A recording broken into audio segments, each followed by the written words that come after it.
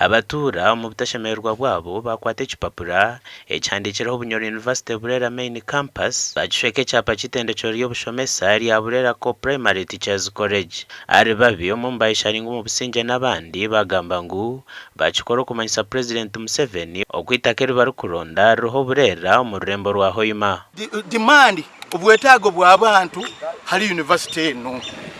kikwolekya university amani mulingo gwa Abanyoro bakugyetaaga tukugyetaaga as yesterday habwenguzi elemere kuwa mu Uganda muno niyeretere zina advance mutakoraki mutatandika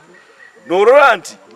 aba steering committee nyo kintu babuleminga utikakanga bayije kurora ntibo hali batakufunira tibakwenda kukoraho. Fresande hamwe na kasuma simwe bagamba ngu baruhere na rwekwaso yo kugira ngu itaka ryo kutandikaho university ngo rikabura. Message ne kuturukire kurungi ningihereza omurujungu n'abandi bagihure batu cyari tukamisinge byensoma university twagitungira mbuyire bambi hati nyonku kudagira abana bange batasange kizibu kinyaitiraine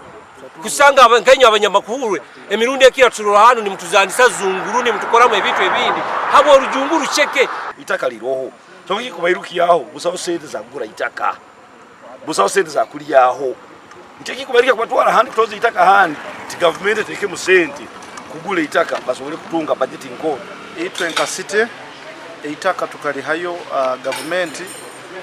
eteke mu university sakutandika mu college of education nayo neba mu baitu tukake hayo itaka liberi ya university so wile buona abagamba itaka liro 45 acres roho itwenka city council tukali hayo kurura anti government yaliho Bunyoro University yatandika. President Yoweri Museveni akaraganisa mu government neza kutandikaho Bunyoro University bamara okumuhereza itaka lya hikabina abantu kwekora mu mulimo bakachwa mu kwiho ekyapa kya Burera as a way of kuletaho pressure runda kabugwija kataina kubaho kibaire kibi kibaire kyensobi muno kandi guli musango kandi abantu abo police rundi government je kubanyura no musango gwa vandalism rundi kuja kusisa ebintu bya government. Gasha kwa Ambrose nwagaba katoto.